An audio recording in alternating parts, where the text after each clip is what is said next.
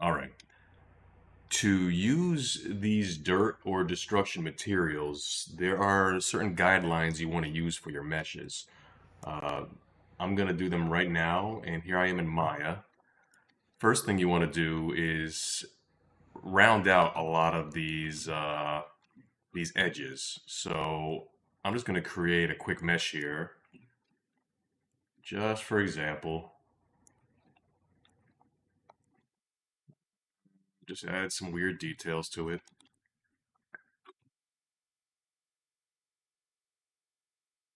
Oh, just do something weird like that. How about that? Okay. So let's just say that's the shape of our model. What I want to do now is I probably want to bevel these edges a slight amount because in the real world, nothing is totally hard edged like that. So let's see here. Um, what setting do I want to use here? Oh,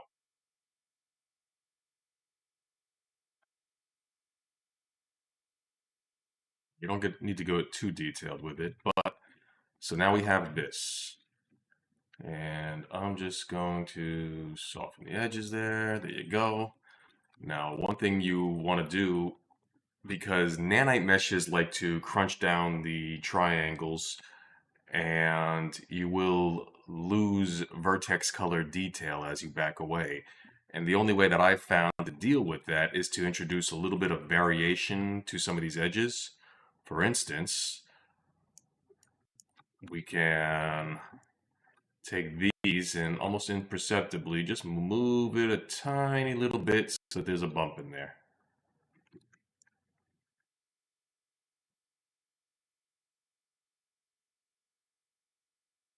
Okay, why not? So you can see if you get really close into it, like a centimeter away, that you're going to see something there, but otherwise, who cares? And I'm just going to really quick do that for the rest of this stuff.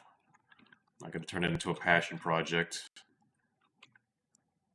I'm going to just move it slightly over.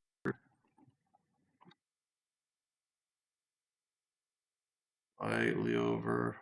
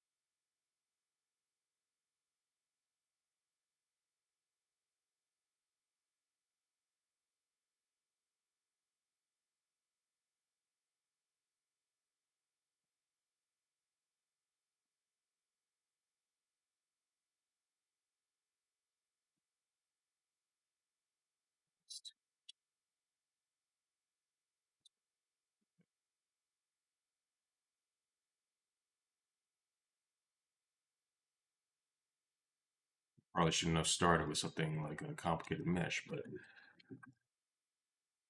doing this because I really want that vertex detail. Nice and subtle.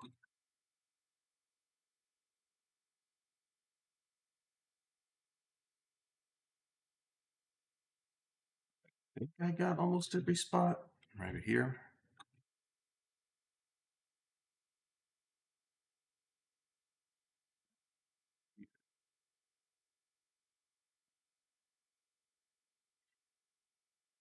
Now, this is a nanite mesh, so I'm not really too concerned about poly counts. So I'm going to do something and add a few more edge loops because, well, give me a second here. Everything in the shader is going to run on vertex color. And we're talking about ambient occlusion, curvature, and then also a vertex color to break that up. So if I have like curvature, like edge wear damage, I want to be able to not make it on every edge. So I'm just gonna go ahead and add a whole bunch of details here. Yeah, just make a little bumpy here and there. Again, very imperceptible to the eye. You get little bumps. I mean, I might be going a little overboard, but again, you don't need much to make sure nanite doesn't get rid of those polys that you need. Oops.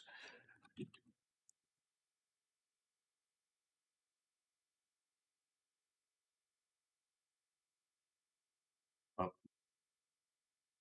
down.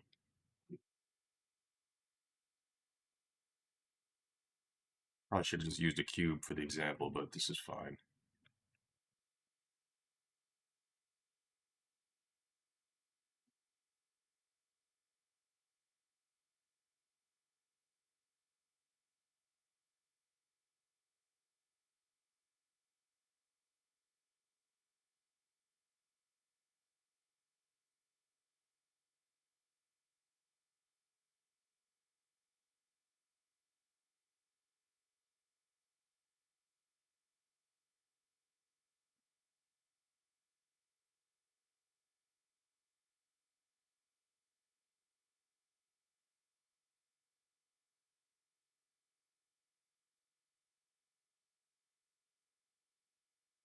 I think that'll do.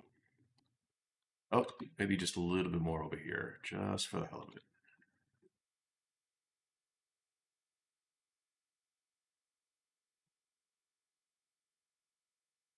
I may have made some of these bumps a little too apparent, but it's fine. This is just an example.